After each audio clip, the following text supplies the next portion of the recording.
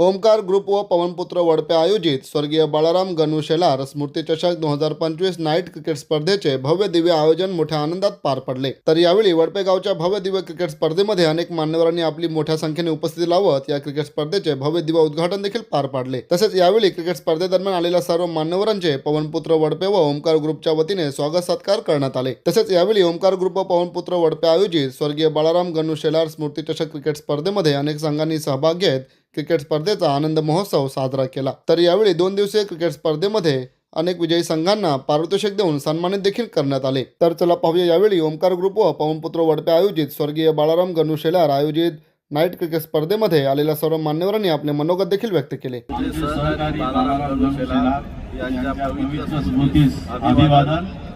आपण आम्हाला बाळाराम गणू शेलार यांच्याबद्दल 2 शब्द बोलण्याची संधी दिली, त्याबद्दल मी आभारी आहे। बाळाराम गणू शेलार यांच्याबद्दल बोलत तर आम्ही जेव्हा क्रिकेट खेळायला सुरुवात केली तेव्हापासून तर आम्ही कोणत्याच क्रिकेटमध्ये पदार्पण केलं तोपर्यंत आम्ही बाळाराम गणू शेलार यांचे सहकारी म्हणून आमच्या सोबत होते आणि त्यांचे आमच्या खेळास आणि आमच्या खेळाडूंना असं काही योगदान होतं की जे आम्ही कधीही विसरू शकत नाही। एक चांगला सहकारी म्हणून त्यांची आमच्या या गावामध्ये ओळख होती। बाळाराम गणू शेलार अतिशय गावामध्ये लोकप्रिय तसेच मनमिळावू आणि एक खेळाडू व्यक्ती होते। त्यांनी हमेशा आमच्या या वडपे गावातील खेळासाठी हमेशा त्यांनी आम्हाला सहकार्य केलेलं आहे आणि त्यांना आमचा गाव कधी विसरू शकत नाही। त्यांच्या स्मरणार्थ त्यांचे सुपुत्र रुपेश शेलार व ओमकार ग्रुप वडपे तसेच पवनपुत्र वडपे यांनी जे काय आज क्रिकेटचं आयोजन केलेलं आहे अतिशय भव्य असं आयोजन आणि अतिशय चांगलं असं नियोजन मध्ये या स्पर्धा खेळवण्यात आल्या आहे। खऱ्या अर्थाने या वडपे गावामध्ये आज ज्या बाळाराम गणू शेलार यांच्या स्मृती चषकानिमित्त या वडपे गावामध्ये एक नवीन क्रिकेटचा पर्व सुरुवात झालेला आहे असं बोलणं तर वावगं ठरणार नाही।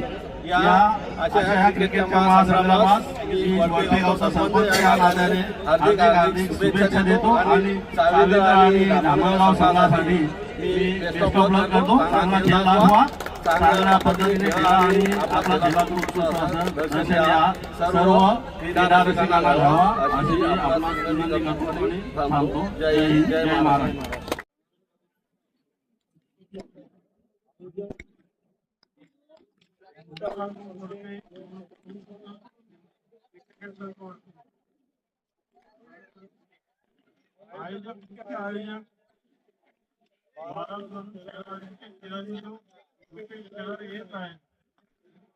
आपल्या वडिलांच्या ही स्पर्धा आयोजित केली। आपल्या सर्वांच्या अवयविक संघांच्या वतीने धन्यवाद देतो। एवढी मोठी स्पर्धा आयोजित केली। या स्पर्धेच्या बाबतीत तसेच या ग्राउंडच्या बाबतीत 2 शब्द सांगतो। मला वाटतं या मैदानाच्या बाबतीत मोठं योगदान आहे ते भस्मा कुटुंबाचं आणि त्यानंतर या मैदानाला हे जे रूप दिलं या छोटस रोपटं लावलं त्याचं वटवृक्षात रूपांतर केलं ओमकार वडपे यांनी। या सर्वांच्या वतीने ओमकार ग्रुप व पवनपुत्र क्रिकेट संघ यांना धन्यवाद देतो की त्यांनी गावाला अशी मोठी भेट दिली की आपल्या गावाला एक मैदान बनवून दिलं। या मागे आमच्या मागे हे सर्व घडत असताना आमचे सर्व माजी केंद्रीय मंत्री कपिल पाटील यांचा मोलाचा हात आमच्या पाठीवर होता म्हणून यापर्यंत आम्ही पोहोचू शकलो।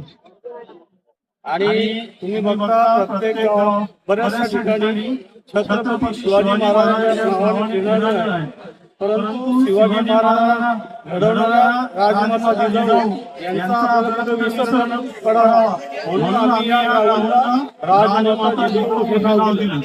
कारण छत्रपती शिवाजी महाराजांचा आदर्श घेऊन या खेळाडूंना चांगले खेळ घडवून पुढे रणजी स्पर्धेत IPL स्पर्धेत खेळून तसेच भारताचं मुख्य टीममध्ये ठेवून या वडपे नगरीचं नाव कसं पुढे जाईल यासाठी प्रयत्न करतील. याकरता आम्ही या क्रीडांगणाचं नाव राजमाता जिजाऊ क्रीडांगण असं ठेवलं.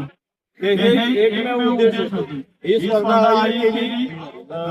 मुख्य आयोजक रुपेश शेलार यांनी आपल्या वडिलांच्या स्मृतींना उजाळा देण्यासाठी स्पर्धा आयोजित केली.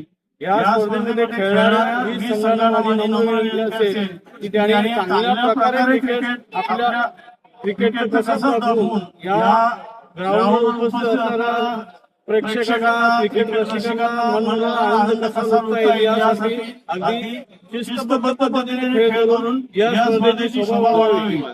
या स्पर्धेसाठी उपस्थित सर्व मान्यवरांचे ओंकार